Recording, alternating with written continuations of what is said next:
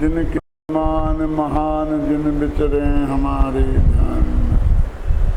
दशलक्षण महापर्व के अवसर पर अब तक 8 धर्मों की चर्चा हो चुकी है। आज 9वें और 10 धर्म की चर्चा करनी है और कल 10वें। पूजनकार ने पहले ही दोहा में लिखा है, उत्तम क्षमा मार्दव आर्जव भाव हैं, सत्य शौच संयम तप त्याग उपाय हैं, और आकिंचन ब्रह्मचर्य धर्म 10 सार हैं। 10 धर्मों का सार आकिंचन और ब्रह्मचर्य धर्म है। वास्तव में ये 2 नहीं है, एक ही है। जिसको हम अस्थि से ब्रह्मचर्य कहते हैं, उसी को नास्ति से आकिंचन कहते हैं। माने अपने आत्मा में लीन होना, अपने आत्मा को ही निज रूप जानना मानना, इसका नाम है ब्रह्मचर्य। तो किसी पर पदार्थ को किंचित मात्र भी अपना नहीं मानना, अपना नहीं जानना और उनमें लीन नहीं होना, इसका नाम है आकिंचन्य धर्म। आकिंचन्य का अर्थ किंचित मात्र भी पर पदार्थ मेरा नहीं है। मैं तो एक शुद्ध बुद्ध गायक स्वरूप भगवान आत्मा ही हूँ।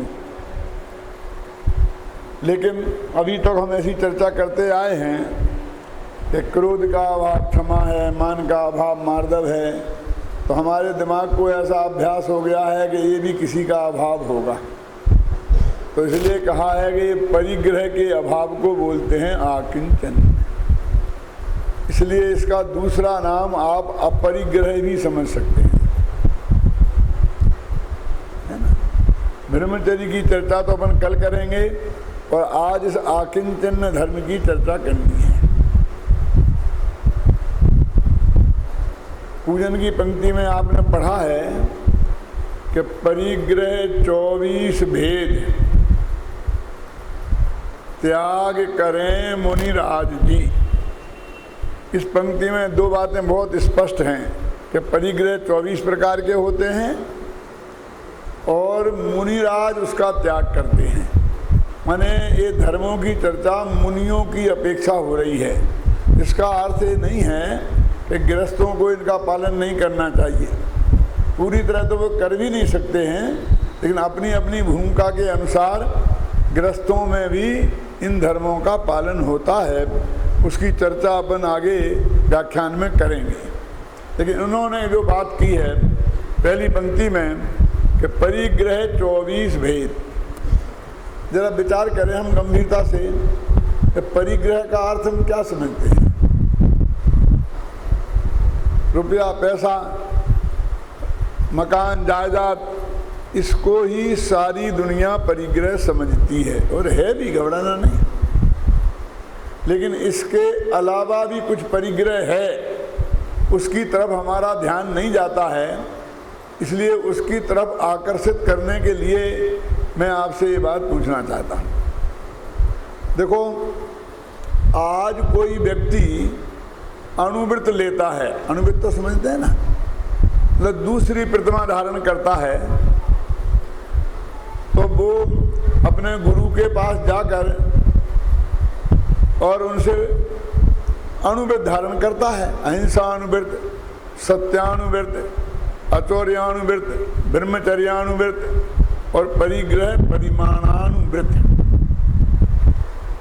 तो अहिंसा में तो यह है कि स्थूल हिंसा का त्यागी होता है, सूक्ष्म हिंसा उससे नहीं छूटती है। स्थूल झूठ का त्यागी होता है, बारीक झूठ उससे नहीं छूटती है। ऐसे ही ऐसी चोरी उससे जीवन में नहीं होती है कि जिससे जेल में जाना पड़े। और बाकी अब पति की जेब में से नोट निकाल लेना तो चलता है ना, छोटी मोटी चलती है। और परस्त्री का वो सर्वथा त्यागी होता है और स्वस्त्री का सेवन तो चलता ही है। ये 4 अणुव्रत हो गए। अब 5वें की बात करनी है आज। इसका नाम क्या है? परिग्रह परिमाणानुव्रत। तो परिग्रह का परिमाण करता है। क्या रखते हैं? ये सच्ची घटना कहता हूँ बिना नाम बताए। मैंने एक ब्रह्मचारी जी से पूछा कि आप तो अणुवृत्ति है ना? बोले हाँ है। तो आपने 5 अणुवृत्त लिए होंगे कि हाँ लिए हैं। तो परिग्रह परमाणु वृत्त में आपने क्या किया?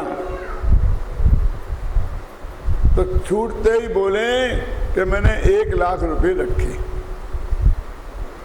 क्या? मैंने कहा और? बोले और क्या? बस हो गया। मैंने कहा हो गया। परिग्रह तो 24 होते हैं और तुम एक की बात करके बात खत्म कर देते हो, क्यों? परिग्रह 24 भेद, तो 24 परिग्रह का परिमाण होना चाहिए ना। चलिए, तो हमने सोचा ही नहीं था।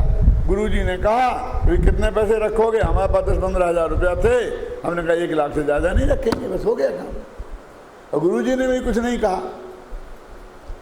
लेकिन पूजन में लिखा है कि परिग्रह 24 भेद और त्याग करें मुनिराज जी। वे पूरी तरह छोड़ते हैं और गृहस्थ उनकी मर्यादा बांधता है। तो 24 की मर्यादा बांधनी चाहिए ना। तो बोले आप कहोगे तो 24 की बांध लेंगे, हमें क्या है? मैंने कहा अच्छा, अभी तो नहीं बांधी ना? हाँ, अभी तो नहीं बांधी।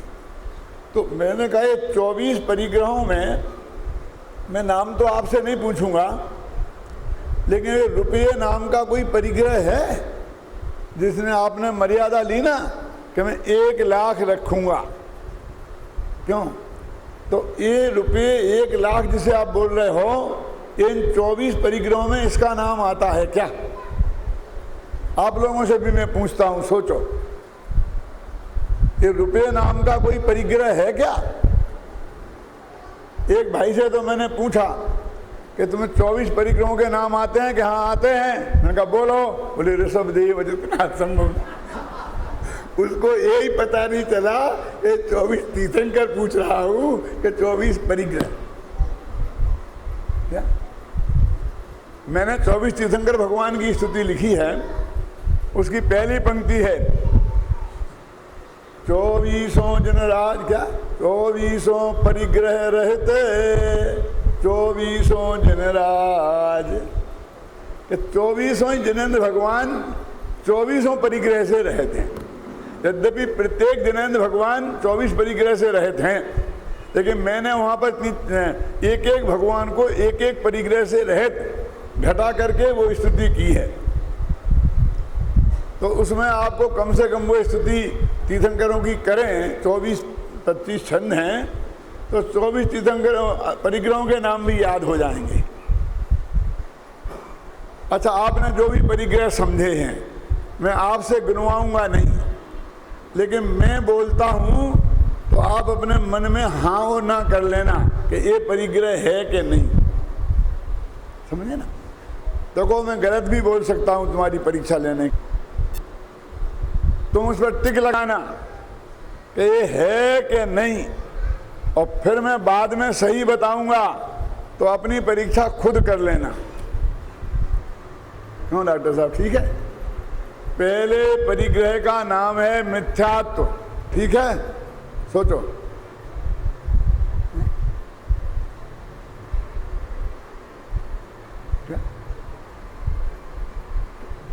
दूसरे परिग्रह का नाम है क्रोध।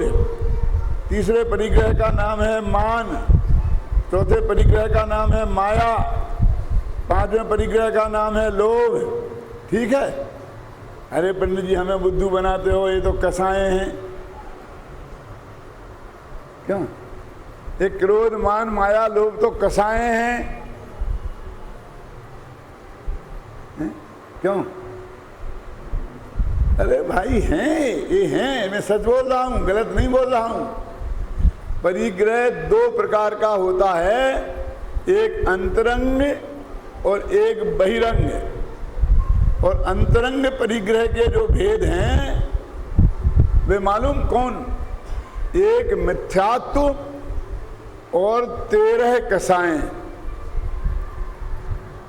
कसाएं 13 हम तो 4 सुनी थी। अरे भाई, हास, रति, अरति, शोक, भय, जुगुप्सा, स्त्री भेद, पुरुष भेद और नपुंसक भेद, ये भी कसाएं हैं ना। तो 13 कसाएं, क्रोध, मान, माया, लोभ, हास, रति, अरति, शोक, भय, जुगुप्सा, स्त्री भेद, पुरुष भेद, नपुंसक भेद और एक मिथ्यात्व, ये 14 अंतरंग परिग्रह हैं। अब ये मत समझना कि मैं झूठ बोल रहा हूं, जरा समझ लेना, इतना याद कर लेना कि ये अंतरंग परिग्रह हैं। इनको कोई परिग्रह ही नहीं मानता। जब जब परिग्रह की चर्चा होती है तो ये बस रुपये पैसे को ही ये परिग्रह मानता है। ये हमारे पास तो कोई परिग्रह है ही नहीं, उनके पास बहुत परिग्रह है। क्यों? अरे भाई, रुपया पैसा तुम्हारे पास नहीं होगा कि कम होगा, लेकिन क्रोध, मान, माया, लोभ की तो कोई कमी नहीं है। क्यों चिंता करते हो आप? क्यों? मिथ्यात्व की कमी तो नहीं है ना। कि ये मतलब लोग ये भी नहीं जानते हैं कि ये भी परिग्रह हैं, कि मिथ्यात्व भी परिग्रह है। परिग्रह नहीं, नंबर 1 का परिग्रह। सबसे पहले यदि कोई छूटता है तो मिथ्यात्व नाम का परिग्रह छूटता है।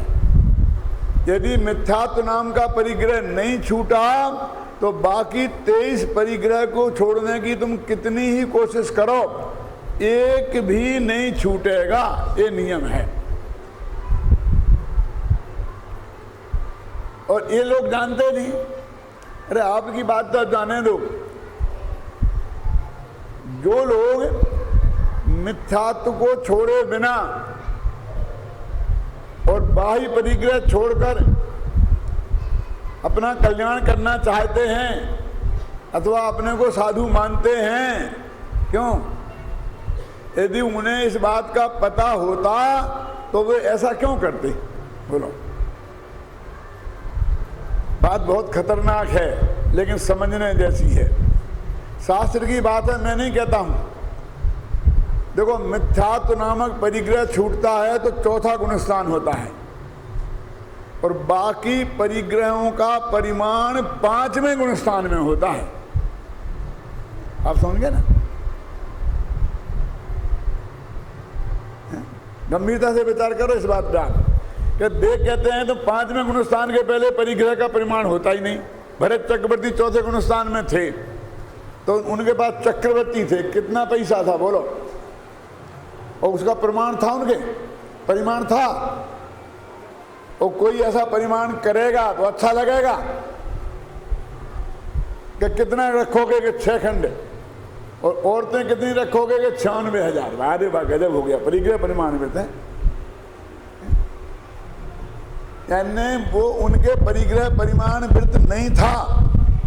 चक्रवर्ती हैं, ऐसे जो बड़े लोग होते हैं वो सीधे महाव्रत लेते हैं, अणुव्रत नहीं लेते। एक पंक्ति पूजन की आती है, उससे बहुत भ्रम फैला है। पारसनाथ भगवान की पूजन में ये आता है, भये जब अष्टम वर्ष कुमार धरे अनुव्रत महासुख कार्य। इससे सब लोगों ने मान लिया कि सभी तीर्थंकरों के, चक्रवर्तियों के 8 वर्ष की उम्र में वे अनुवृत्ति हो जाते हैं। महापुरुष अनुवृत्ति नहीं होते। उनका जीवन तो अनुवृत्तियों जैसा ही जन्म से होता है, लेकिन महापुरुष ये तो कमजोरी का प्रतीक है। क्यों भाई साहब? मैं आपसे कहूं कि देखो भैया, आप यदि कहीं पे दान दे रहे हो तो 1 लाख रुपया लिखाओ तो 5 साल में 20-20 हज़ार दे देना। ये किसको छूट है? क्यों? कि जो एक साथ नहीं दे सकता। क्यों? जिसे ये समस्या है कि रखूं कहाँ, वो क्यों तुम्हारा कर्जदार 5 साल के लिए रहेगा? तो वो तीर्थंकर चक्रवर्ती इतने समर्थ होते हैं कि यदि उन्हें व्रत लेना है तो वे किस्तों में क्यों लेंगे? ये तो सीधे महाव्रत लेते हैं। ख्याल में आई ना? ये तो हम कमजोर लोगों का काम है कि प्रैक्टिस कर करके आगे बढ़ें। उन्हें प्रैक्टिस की जरूरत नहीं होती है। आपने सुना होगा, शास्त्रों में पढ़ा होगा, युद्ध में लड़ते लड़ते वैराग हो गया, अभी लड़ रहे थे और दूसरे समय नग्न दिगंबर मुनिराज हो गए और बिल्कुल निर्दोष चारित्र उन्होंने पालन किया, उनमें ऐसी कमजोरी नहीं होती।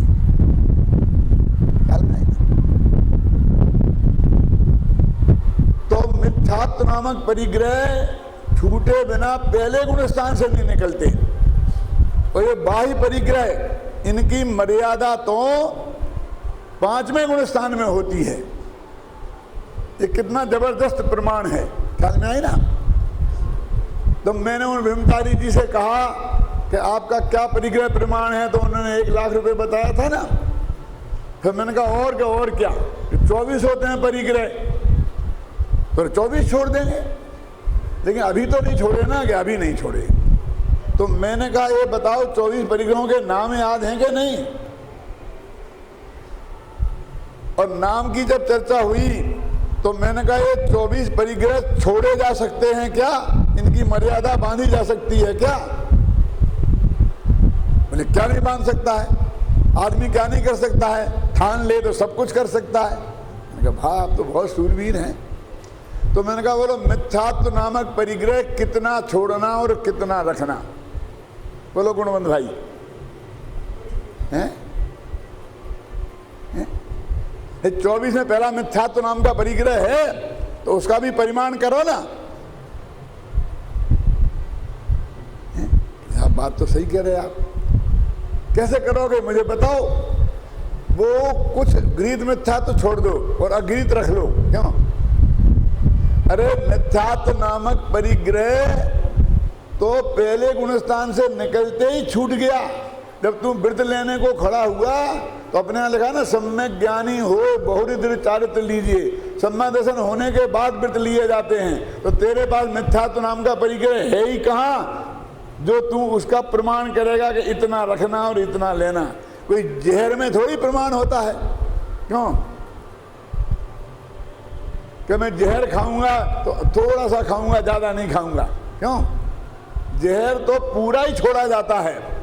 परिमाण काय में होता है, जो भक्ष्य पदार्थ हैं जिन्हें मुनिराज के आहार में भी दिए जा सकते हैं, क्यों कि 8 पहरा घी शुद्ध, हाथ चक्की का आटा, कुएं का पानी, ख्याल में आई ना, जो मुनिराज को आहार में भी दिया जाता है, उनमें भी आज मैं घी नहीं खाऊंगी कि खाऊंगा, तब वो रस परित्याग कहलाता है।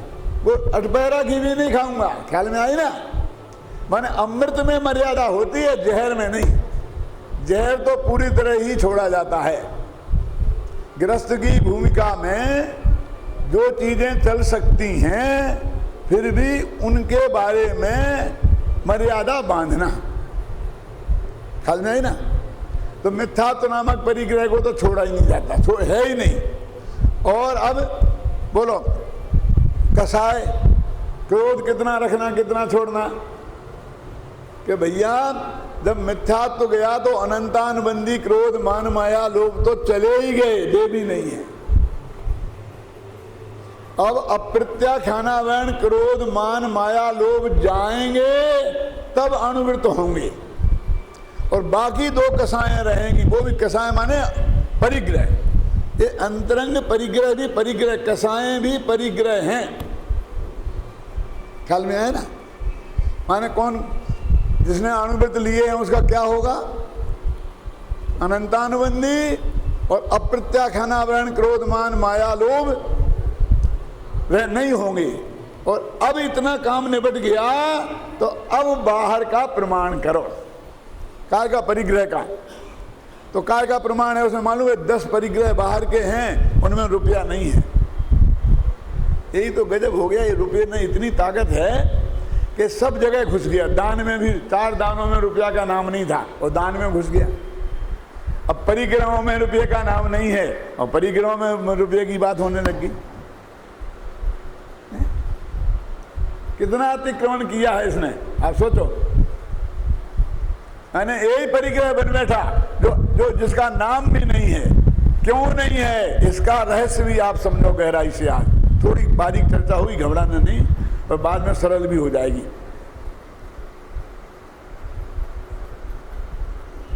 एक सच्ची घटना बताता हूँ। एक ब्रह्मचारी जी थे, अपने ही मिशन के थे, सोनगढ़ मिशन के, बाहर की वालों की बात नहीं कर रहा हूँ। तो उनने मेरे से कहा कि पंडित जी आपसे ज़रा अकेले में चर्चा करनी है। तो मैंने कहा भाई तत्व चर्चा में अकेले हो सबके बीच में से क्या है, इसमें कोई एकांत की क्या ज़रूरत है, छिपाने लायक क्या बात है, और लोग भी सुन लें तो क्या नुकसान है कि नहीं कुछ प्राइवेट बात है। मैंने कहा ठीक है। तो मेरे पास आए और बोले मेरी समस्या ये है कि मैंने जब परिग्रह परिमाण वित्त लिया था तो 5,000 रुपये रखे थे। पुरानी बात है ना, करीब 45 साल पुरानी बात है। 5,000 का रख लिया था क्योंकि मेरे पास 2,000 रुपया नहीं थे और होने के चांस नहीं थे, क्योंकि मुझे धंधा पानी तो करना नहीं है। साहबों के घर में खाना खाता हूँ, धंधा पानी है नहीं, लेकिन होंगे कहाँ से, बढ़ेंगे कहाँ से। 5,000 का मैंने परिग्रह परिमाण वित्त रख लिया था। मेरी किताब में लिखा है, घबराना नहीं, और 30 साल से वो किताब छपी है, उसमें लिखा है। जब उनने ऐसा कहा कि 5, फिर कहे मैंने वो ब्याज से जमा करा दिए किसी सेठ के यहाँ। खर्च तो होने का काम ही नहीं था, जहाँ जाता था है ना, तो भी मुझे किराया दे देते थे, किराए के नाम पर थोड़ा ज़्यादा ही दे देते थे, ख्याल में आई ना। तो इस तरह मेरे और बढ़ते गए, ब्याज बढ़ करके, और भी तो 7-8 हज़ार हो गए। तो मुझे बहुत घबराहट हुई कि भाई परिग्रह परिमाण वित्त तो 5 का लिया था, मैं क्या करूं। तो मैंने अपने एक ब्रह्मचारी साथी से पूछा कि भैया ये प्रॉब्लम है, क्या करूं। पहले मुंह रखे, तू समझता तो है नहीं। अरे जब तूने 5,000 का लिया था तब बाजार भाव क्या थे, और आज कहाँ बाजार पहुंच गया है, दूना भाव हो गया है। तो 10,000 तक रखे तो कोई चिंता करने की बात नहीं है। तो बोले मेरे मन की बात थी, मैंने उसकी सलाह मान ली, ख्याल में आई ना, मैंने उसकी सलाह मान ली, उसने मेरी, और मैंने 10,000 का कर लिया। अब फिर बढ़ते गए, अब 12-14 हो गए। अब मेरे मन को मैं चाहूं तो अभी भी कोई तर्क से, क्यों भाव तो बढ़ ही रहे हैं, इस बात को मैं मान सकता हूं, लेकिन मेरा मन नहीं मान रहा। तो मैं आपसे पूछता हूं क्या करूं, मैं आप सबसे पूछता हूं, मैं क्या जवाब देता हूं। मेरे चित्त में जब मैंने एक किताब नहीं लिखी थी, ये मंथन चला कि ऐसा क्यों हुआ, ऐसा होना नहीं चाहिए था।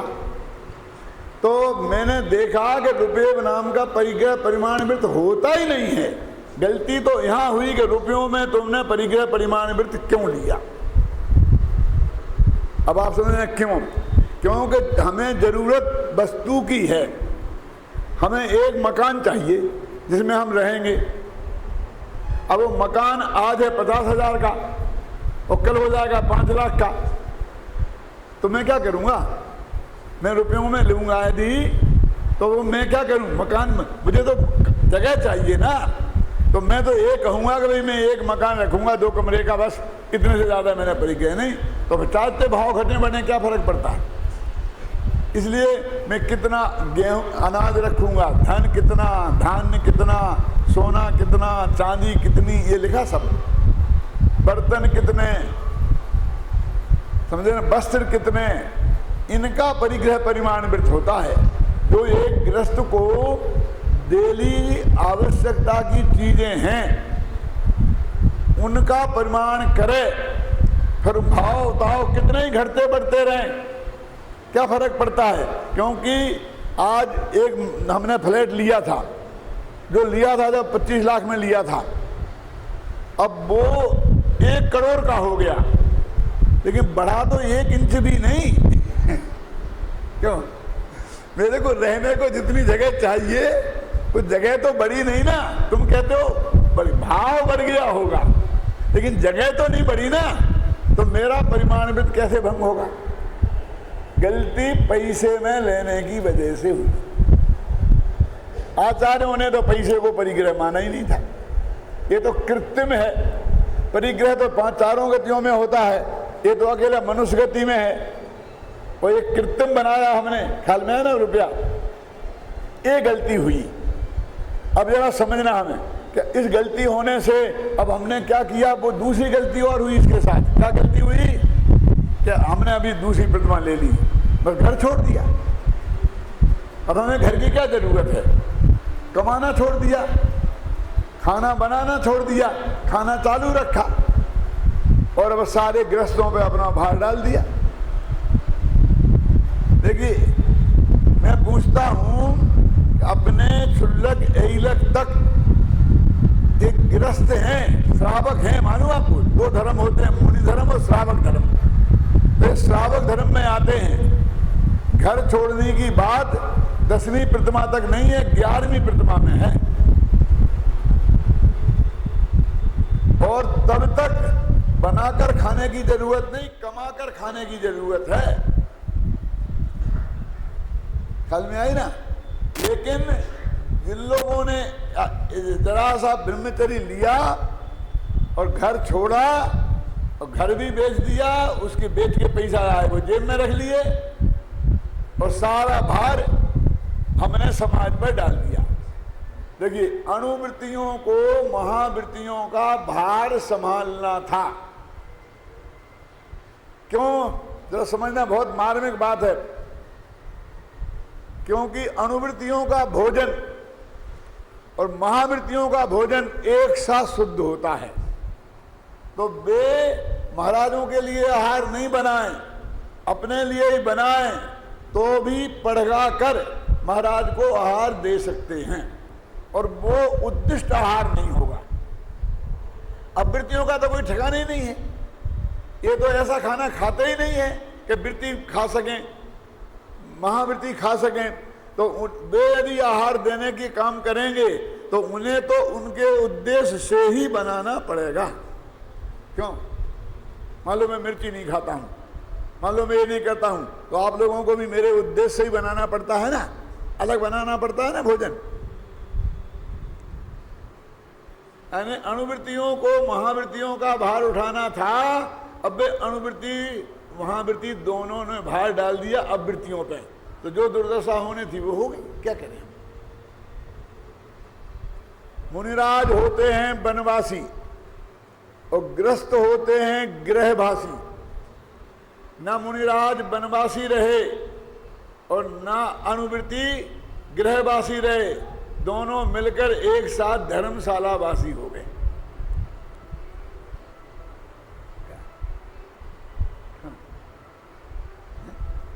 आप उनसे कहो, प्रवचन करेंगे, गृहस्थों को ये चाहिए, श्रावकों को ये करना चाहिए, लेकिन महाराज आप कौन हो?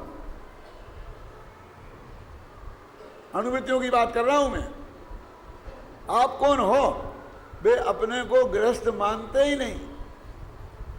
तो दो ही धर्म है ना, एक गृहस्थ धर्म और एक मुनि धर्म, दो ही है कि तीसरा है कोई?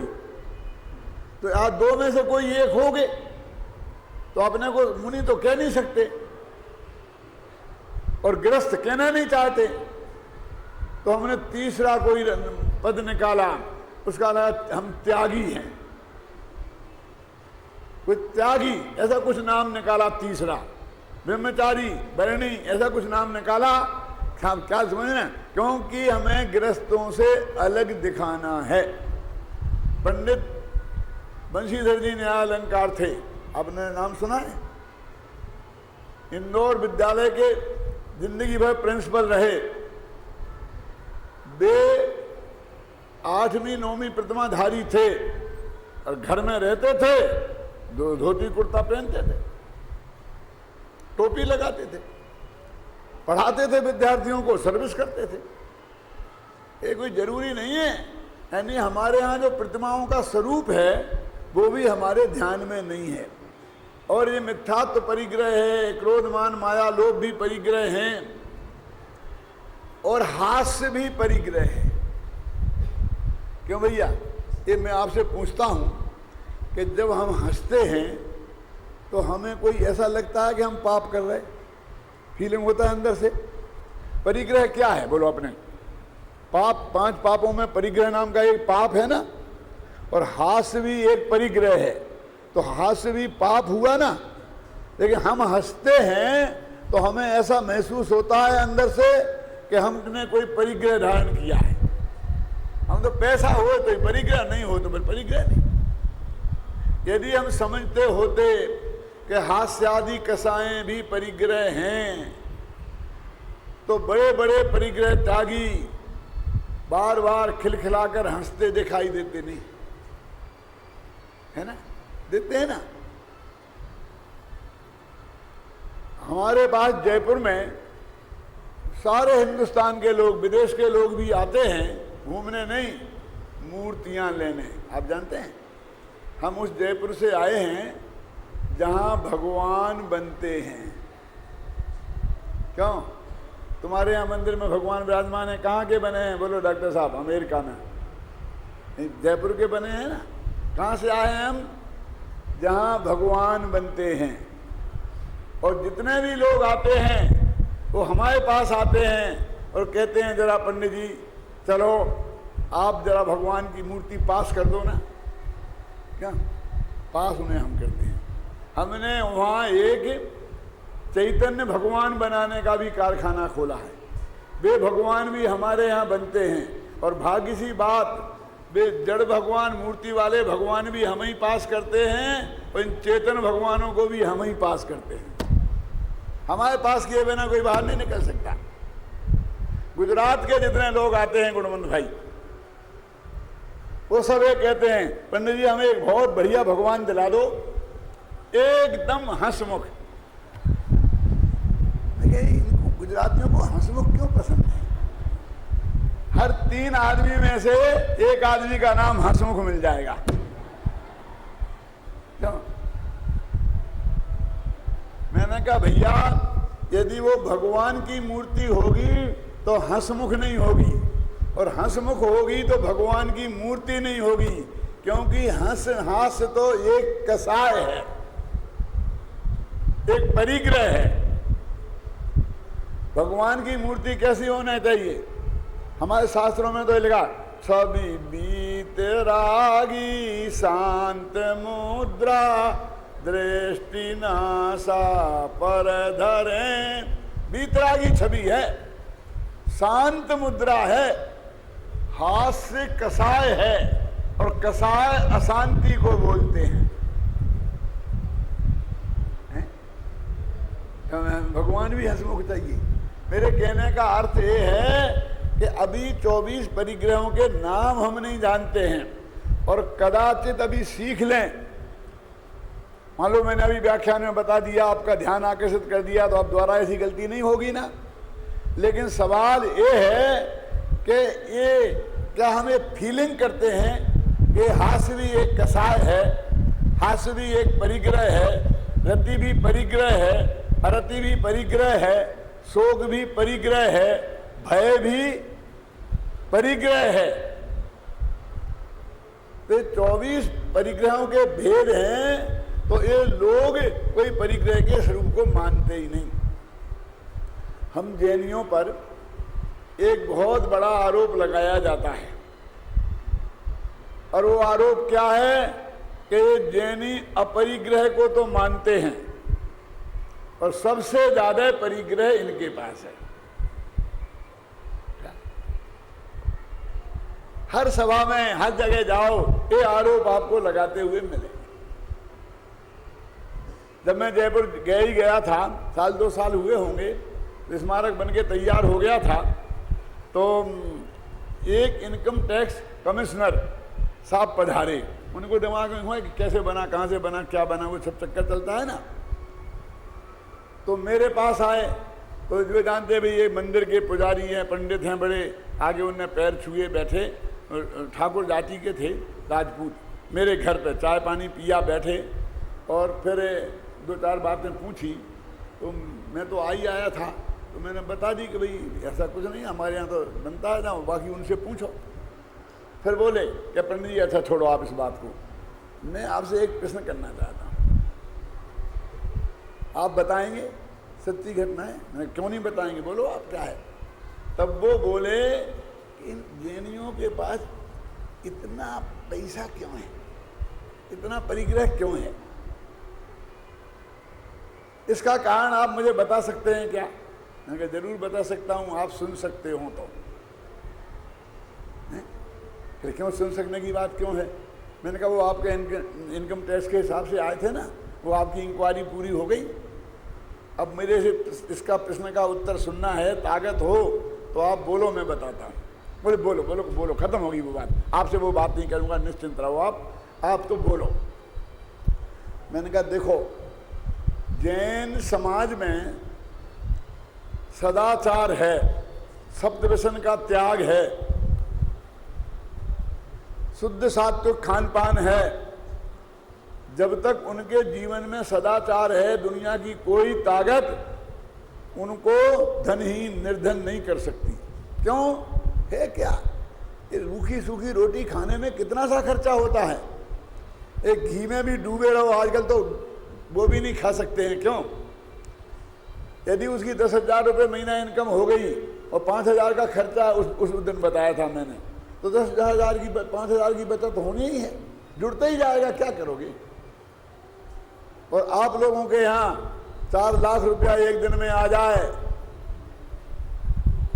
तो शराब में, मांस में, नाच गाने में, आप समझे ना, 4 लाख एक दिन में फूंके जा सकते हैं। घी खाकर एक दिन में 4 लाख का नहीं खाया जा सकता। मैंने कहा देखो, गवर्नमेंट लूटे, डाकू लूटे, इनकम टैक्स वाले लूटे, सेल टैक्स वाले लूटे, तब भी ये जैनी निर्धन नहीं होगा। पुण्य भाव शुद्ध परिणाम, हिंसा झूठ चोरी नहीं, मांस मदिरा का सेवन नहीं, ये सदाचार जब तक जैन समाज में है, दुनिया की कोई ताकत उनको नहीं कर सकती। और जिस दिन सदाचार इस जैन समाज में से निकल जाएगा, उस दिन कोई समाज इसे, कोई भी ताकत इसे बचा नहीं पाएगी बर्बाद होने से। तो कान पकड़ के माना कि आप बिल्कुल सच्ची बात कहते हैं, समझे ना। फिर मैंने एक बात कहता हूं आपसे, जब उन लोगों के लिए जवाब में देता हूं कि भाई तुम ये समझ रहे हो कि जैनियों के पास परिग्रह ज्यादा है, तो तुम्हें ये रुपए पैसे वाले परिग्रह को देख के ही बात कर रहे हो, लेकिन परिग्रह तो मिथ्यात्व और कसाएं भी हैं, इसमें तो आप लोग भी पीछे नहीं है। क्यों? ये असली परिग्रह तो अंतरंग परिग्रह है, इसमें कौन समाज पीछे है मुझे बताओ। और मैंने कहा दूसरी बात यह है कि वो सदाचार के कारण उनके पास है। तीसरी बात यह है क्या कि आपको जितना दिखता है उतना जैनियों के पास पैसा है भी नहीं, घबराना नहीं। अब मुझे मालूम जब बोलता हूं उतना नहीं है। क्यों? क्योंकि इनको प्रदर्शन करने की आदत बहुत है। घर में कुछ भी नहीं होगा, कर्जदार होंगे तो बाहर झकाझक रहेंगे, ख्याल में आई ना। अपने पैसे का प्रदर्शन करने की आदत इनकी बहुत है, इसलिए दुनिया को ज्यादा दिखता है। तो ये आदत आप छुड़वा नहीं सकते हैं कि नहीं छुड़वा सकते हैं। क्यों? ये इनकी मजबूरी है। प्रदर्शन मजबूरी क्यों है? क्योंकि ये व्यापारी कौम है, और व्यापारी की बाजार में ये उड़ गई कि इसके पास कुछ नहीं है, तो वो सड़क पे आ जाएगा। और जब तक उसके पास ये है कि इसके पास बहुत है, तो बाजार से खूब कर्जा मिलता है, साझो देता, बाजार में उसका नाम रहता है, तो सारा काम चलता है। एक दफे सरसेठ हुकुमचंद जी थे ना इंदौर में, उनकी ये बात उड़ गई कि पार्टी फेल होने वाली है, तो जितने लोगों ने पैसा उन पर जमा करा रहे थे, सब लोग ने मांगने आ गए, मांगने आ गए, मांगने आ गए। क्या? तो सेठ जी ने मालूम क्या किया? दूसरे दिन बड़ी सभा करी, उस सभा में व्याख्यान किया और 1 करोड़ का दान घोषित किया। क्या समझ गए ना? सुबह अखबारों में छप गया और उन्होंने फिर कह दिया कि जिन जिन को पैसा मेरे यहाँ जमा है, चाहिए हो ले जाए, अब मुझे किसी का नहीं रखना है। कोई नहीं आया, सब भाग गए। समझ गए ना? और दान भी दिया होगा, ऐसा नहीं कि नहीं दिया होगा, धीरे धीरे चुका दिया होगा। तो इनका ये प्रदर्शन इनकी मजबूरी है। यदि इनका ये प्रदर्शन हो जाए कि इनका दिवाला निकलने वाला है तो इनका सचमुच दिवाला निकल जाएगा। और यदि ये हो जाए कि इनके पास तो भरपूर है तो जितना है उससे दूना और आ जाएगा। इसलिए ये ऐसा नहीं है, इसकी ये मजबूरी है। प्रदर्शन नहीं होगा तो भी ये बराबर झकाझक रहेगा। इसलिए आपको भ्रम है। बाह्य परिग्रह भी जितना इनको होना चाहिए उतना है, ऐसी बात नहीं है। लेकिन ऐसा कह के मैं आपकी बचत नहीं करना चाहता हूं। ये नहीं कहना चाहता हूं कि आप बाह्य परिग्रह खूब जोड़ के रखिए। मैं तो ये कहना चाहता हूं कि बाह्य परिग्रह ही परिग्रह है। हम ऐसा मान के बैठे हैं अंतरंग में मिथ्यात्व और कसाएं भी परिग्रह हैं। ये हमारे ध्यान में बात नहीं है, इसे हमें गंभीरता से लेना चाहिए। ऊपर से लेकर नीचे तक सभी लोग जब भी परिग्रह की बात आती है तो बस रुपए पैसे तक ही हमारा दिमाग सीमित रहता है, और बाकी में ये कसाय चक्र जो हमारे अंदर इतना अधिक है ना, उसको हम परिग्रह नहीं मानते हैं। जबकि बहुत स्पष्ट शब्दों में पूजन में लिखा है कि परिग्रह 24 भेद और त्याग करें मुनिराज जी, तृष्णा भाव उछेद घटती जान घटाई। ये तृष्णा भाव ये असली परिग्रह है। देखो महाशास्त्र तत्वासूत्र तो आप सबने पढ़ा है, और तत्वासूत्र एक ऐसा ग्रंथ है कि सारे दिगंबर नहीं, श्वेतांबर दिगंबर थानकवासी जितने भी संप्रदाय जैनियों में हैं सभी तत्वार सूत्र को प्रमाण मानते हैं। उसमें क्या लिखा? मूर्छा परिग्रह। पैसा परिग्रह कहाँ लिखा? मूर्छा परिग्रह सूत्र है कि नहीं है? और उसका अर्थ किया अमृतचंद्र ने पुरुषार्थ उपाय में, मूर्छा तू ममत्व परिणामा। कि मूर्छा किसे कहते हैं? कि ममत्व परिणाम को, कि ये मेरा है। ध्यान से सुनना कि ये जो बाह्य पदार्थ दिखाई दे रहे हैं पुण्य पाप के उदय से जो हमें मिले हैं, ये बाह्य पदार्थ। एक बात और समझ लो, बहुत मर्म की है। हम क्या समझते हैं कि हमें सारा जो बाह्य परिग्रह मिला है, स्त्री पुत्र मकान जायदाद रुपया पैसा, ये सब पुण्य के उदय से मिलता है। ये बहुत बड़ी भूल है। क्या कह रहा हूं? फिर सुनना, हम ऐसा मान के बैठे हैं कि पुण्य का उदय हो तो ये सब चीजें मिलती हैं, और पाप का उदय हो तो ये सब चली जाती हैं। क्यों? ये परिग्रह क्या है? बोलो डॉक्टर साहब। पुण्य के पाप, पाप है ना, तो पुण्य के उदय से पाप मिलेगा। ये कहां का न्याय है? मैं आपसे एक बात कहता हूं कि परिग्रह माने, परिग्रह का मतलब बाह्य परिग्रह की बात करता हूं।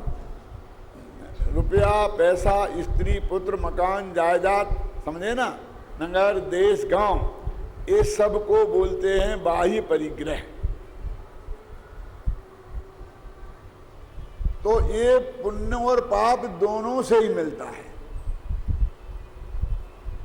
यदि प्रतिकूल अनुकूल स्त्री पुण्य के उदय से मिलेगी तो फिर प्रतिकूल स्त्री भी पुण्य से ही मिलेगी। बोलो, अब विचार करो। आज्ञा कारिणी सेवा भावी, यदि पत्नी पुण्य के उदय से मिलती है तो नित्य कलह कारिणी, एक दिन चैन से शांति से ना बैठने दे, वो भी पुण्य के उदय से मिलेगी कि पाप के उदय से? वो पाप के उदय से। अरे अकेले पत्नी की बात नहीं, पति की बात समझ लो। यदि कमाऊ शुद्ध सात्विक जीवन वाला पति पुण्य के उदय से मिला है तो 7 व्यसनों में पारंगत, ऐसा पति भी पुण्य के उदय से मिलेगा कि पाप के उदय से? समझ में आया ना? हर्षद मेहता को करोड़ों रुपए की इनकम हुई थी तो पुण्य के उदय से। क्यों? जिसके कारण सारी जिंदगी जेल में सड़ना पड़ा और वहीं मरना पड़ा, वो पुण्य के उदय से मिली होगी। क्यों? बोलो, विचार करो आप। यदि आज्ञाकारी राम जैसा बेटा पुण्य के उदय से मिलता है तो औरंगजेब जैसा बेटा भी पुण्य के उदय से मिलेगा, जो बाप को जेल में डाल देगा। औरंगजेब को क्यों याद करते हैं? अपने सैनिक के साथ भी तो यही हुआ था। क्यों? जिसने अपने बाप को जेल में डाल दिया था, ऐसा बेटा भी पुण्य के उदय से मिलेगा कि पाप के उदय से? बोलो। ये सारे संयोग पुण्य पाप दोनों के उदय से मिलते हैं। अनुकूल संयोग पुण्य के उदय से और प्रतिकूल संयोग पाप के उदय से। हम क्या बोलते हैं? हमारे पाप कर्म का उदय आया तो हमारे पत्नी का स्वर्गवास हो गया, कि पति का स्वर्गवास हो गया, कि बेटे का स्वर्गवास हो गया। तो तुम्हारे सब कुछ तुम्हारी से दुनिया चलती है, उसका कुछ नहीं था। अरे उसका आयु कर्म खत्म हुआ होगा, क्यों? कि उसके जीवन मृत्यु उसके पुण्य पाप से होगी कि तेरे पुण्य पाप से? हम तो सबका अपने पुण्य पाप से ही लगाते हैं। क्यों? क्यों भाई? अनुकूल पत्नी पुण्य कर्म के उदय से मिली, अब हमारे पाप कर्म का उदय आया तो क्या करेंगे? वो अनुकूल पत्नी चली जाएगी, फिर कोई प्रतिकूल पत्नी आएगी। क्या क्या होगा? बीच में आ सकता है ना पाप का उदय, आ सकता है। तो भैया अनुकूल पत्नी को प्रतिकूल होने में कितनी देर लगती है? क्या समझ गया ना? निरंतर सेवा भावी आज्ञाकारी पत्नी एक दिन तुम्हारी अमेरिका की हवा लग जाए तो जवाब दे दे, बहुत सेवा करी, अब मेरे से नहीं होगा।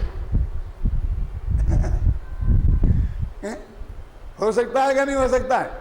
अरे उस अनुकूल पत्नी को प्रतिकूल होने में कितनी देर लगती है? अनुकूल पति को प्रतिकूल होने में कितनी देर लगती है? समझ गए ना?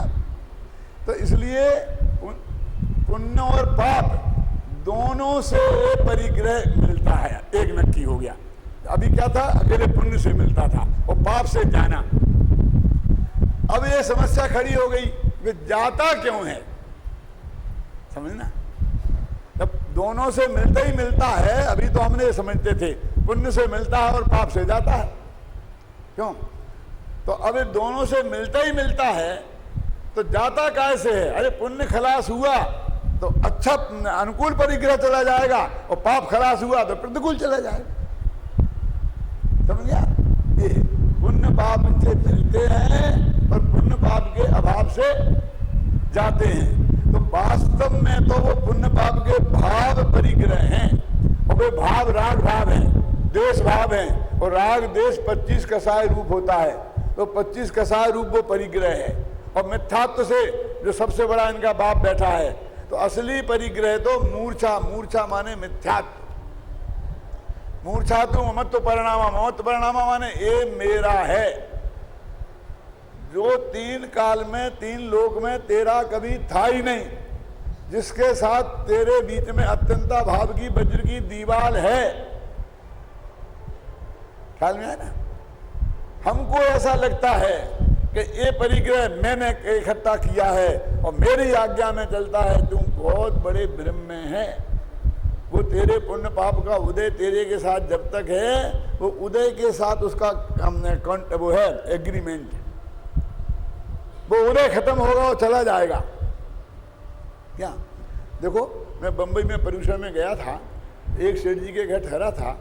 तो वो सेठ जी मुझे अपनी गाड़ी से भेजते थे जहाँ प्रवचन करना है रोजीना वहाँ।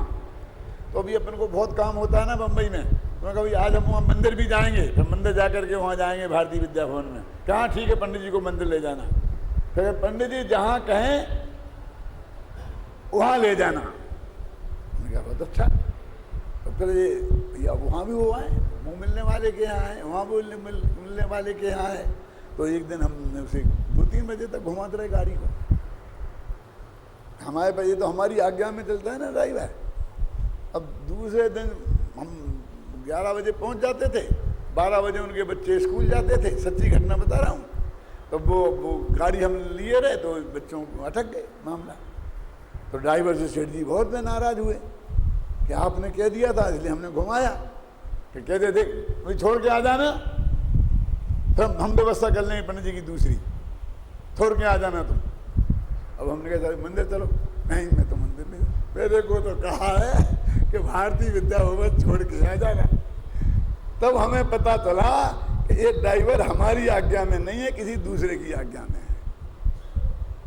ऐसा हमको भ्रम हो जाता है। ये तो हमारे पुण्य पाप के उदय के अनुसार होता है, समझे ना, संयोग। और हम समझते हैं कि हमारा है, हमारी आज्ञा में नहीं है, ये तो पुण्य पाप के उदय की आज्ञा में है। इसलिए बाह्य परिग्रह, ऐसा लिखा है एक आचार्य ने तो, कि बाह्य परिग्रह से रहित दीनहीन भिखारी तो इस जगत में वैसे ही मिल जाते हैं उनसे रहित, लेकिन असली परिग्रह तो अंतरंग परिग्रह है। उसे तुम्हें क्या छोड़ना, वो तो पाप का उदय आएगा, ख्याल में आई ना, पुण्य पाप खलास हो जाएगा तो वो तो चला जाएगा, उसे जाने में, उसे छोड़ने में 1 मिनट नहीं लगेगा। तेरे रखने से रहता नहीं है और तेरे छोड़ने से जाता नहीं है। तो बाह्य परिग्रह के छोड़ने में क्या दम है? असली तो परिग्रह अंतरंग परिग्रह है, मिथ्यात्व है, समझे ना, क्रोध मान माया लोभ है, हास रति अरति शोक भय जुगुप्सा स्त्री भेद पुरुष भेद नपुंसक भेद, ये अंतरंग परिग्रह वास्तव में परिग्रह है। अब देखिए, ये उत्तम आकिंचन जो धर्म है ना, वो सबसे बड़ा धर्म है। क्यों? क्यों? सुनो, क्षमा काय के अभाव का नाम है क्रोध का, और मार्दव मान का, आर्जव शौच लोभ का, और आकिंचन परिग्रह। और परिग्रह होता है 24 प्रकार का, तो उसमें क्रोध भी है, मान भी है, माया भी है, मिथ्यात्व भी है, हास्य भी है, अरति है। तो ये 14 अंतरंग परिग्रहों के अभाव रूप होता है, ख्याल में आई ना। तो ये सबसे बड़ा धर्म हो गया ना। इसलिए कहा ना कि ये 10 धर्मों का सार है।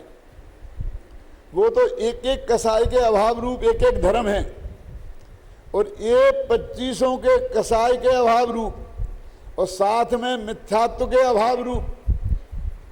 क्यों? और जब अंतरंग से ये छूटता है तो तदनुसार बाह्य परिग्रह नियम से छूटता है।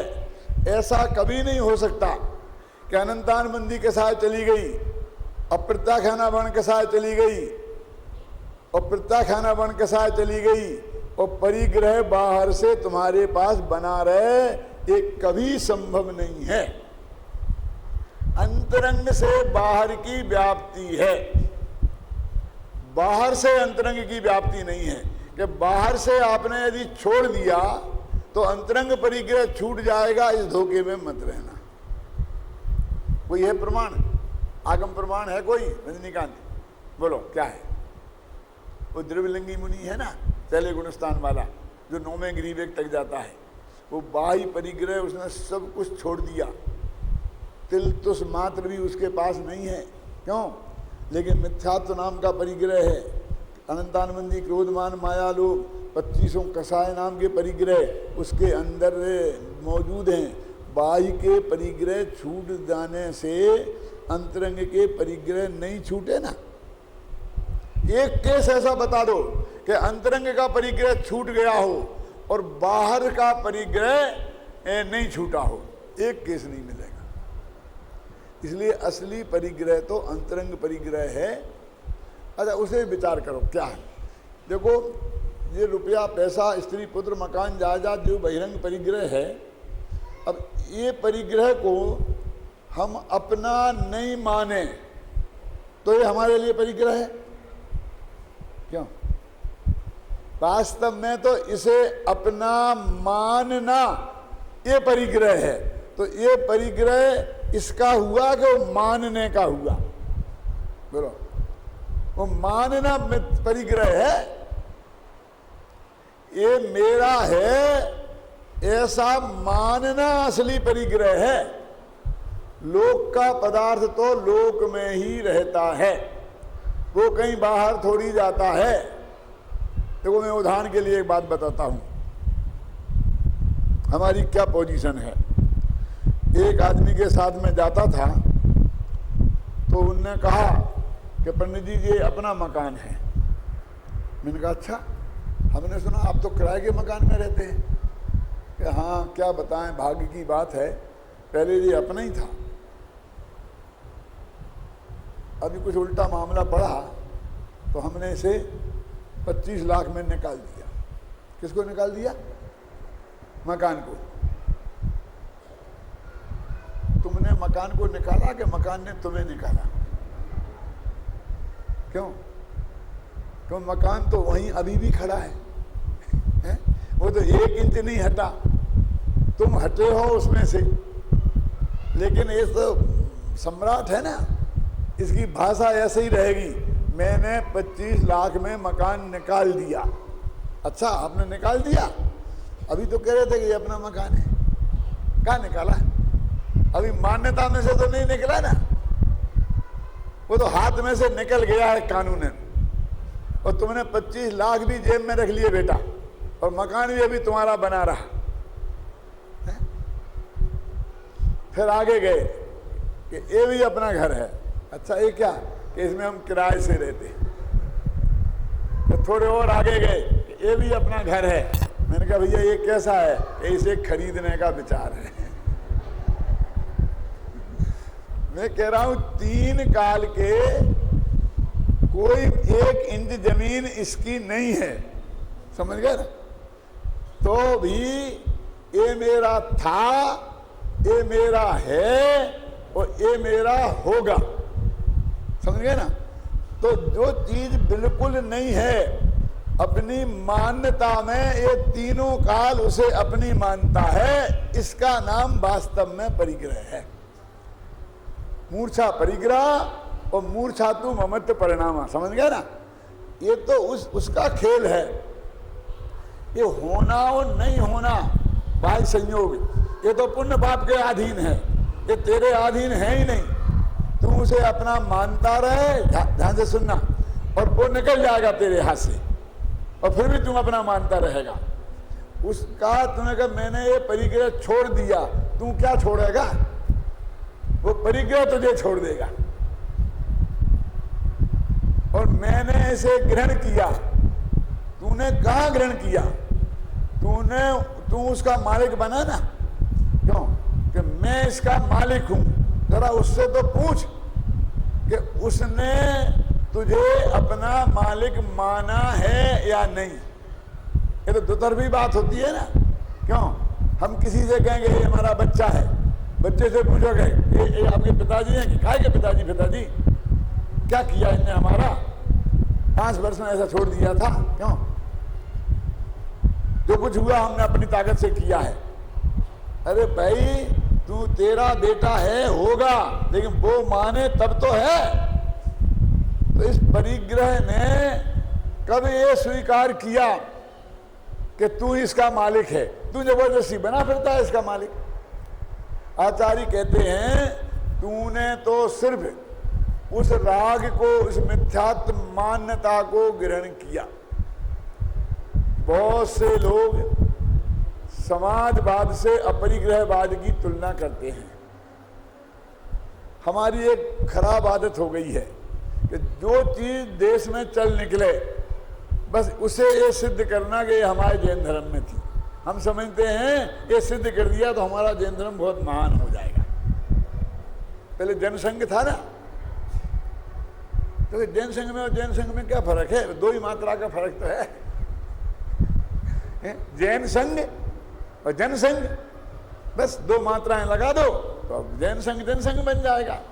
अब जनसंघ चला गया, समाजवाद आया तो कहने लगे हम तो समाजवादी, हमारा परिग्रहवाद समाजवाद है। मैं आपसे कहता हूं समाजवाद में और अपरिग्रह में क्या अंतर है, ये आज समझने की बात है। अपने अपरिग्रहवाद का सर्वोत्कृष्ट नमूना क्या है? नग्न दिगंबर दशा है ना। समाजवाद की ये आदर्श हो सकता है कि सब नग्न दिगंबर हो जाएं?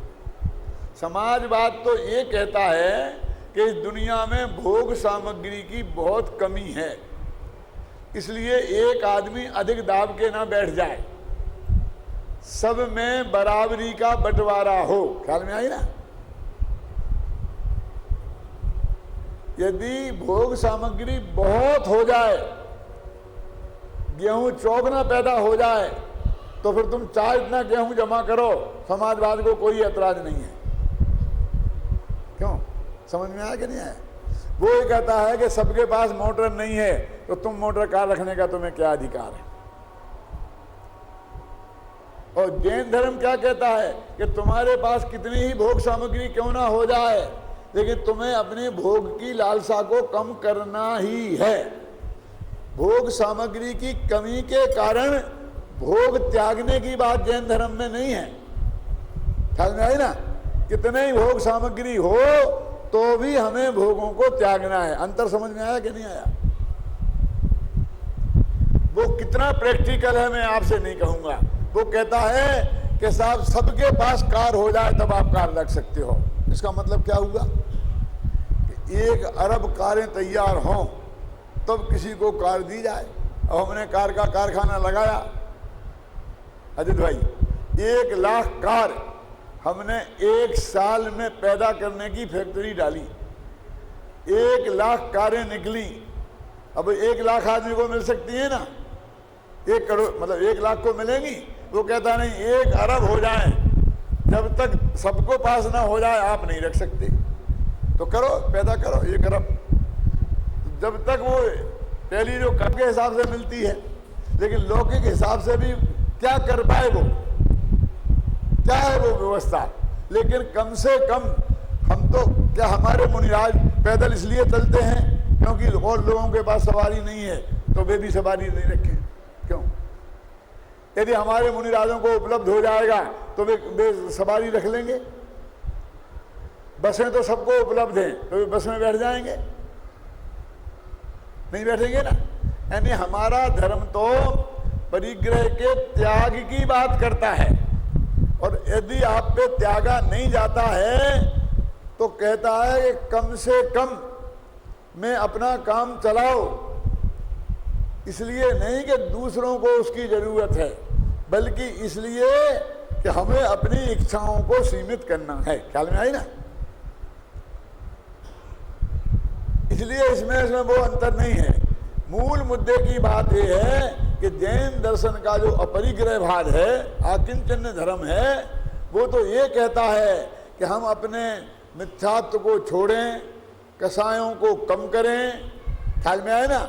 और कसायों को कम करें तो उसके अनुसार ही बाह्य की भोग सामग्री भी कम होती जाएगी, और जब तक कम ना हो पाए पूरी, तब तक हम अणुव्रत लें। अणुव्रत लें माने परिग्रह को सीमित करें, और जब हमारी सामर्थ्य प्रकट हो जाए तो हम संपूर्ण परिग्रह को त्याग दें। तो जैन दर्शन का आदर्श तो नग्न दिगंबर दशा है, जो आदर्श समाजवाद का कभी नहीं हो सकता। और असली परिग्रह तो कसाएं हैं, मिथ्यात्व है, और जिसको आज तक कोई नाम से ही मानने को तैयार नहीं है। देखो, मिथ्यात्व नामक परिग्रह छूटा तो बाहर के परिग्रह तो ऑटोमेटिक छूट जाएंगे, और मिथ्यात्व नाम का परिग्रह नहीं छूटा तो बाहर को कितना ही छोड़ो वे कभी छूटेंगे नहीं। बाहर के परिग्रह होने से क्या फर्क पड़ता है? अरहंत भगवान के समोसरण में ये सारा ठाट बाट देखने में आपने पढ़ा होगा ना शास्त्रों में, वो अरहंत भगवान के पुण्य के उदय से हुआ ना वहाँ, लेकिन उनका वो परिग्रह है क्यों नहीं है? वो जब उन्हीं के पुण्य के उदय से इकट्ठा हुआ है तो उनका परिग्रह क्यों नहीं है अजित भाई? क्यों?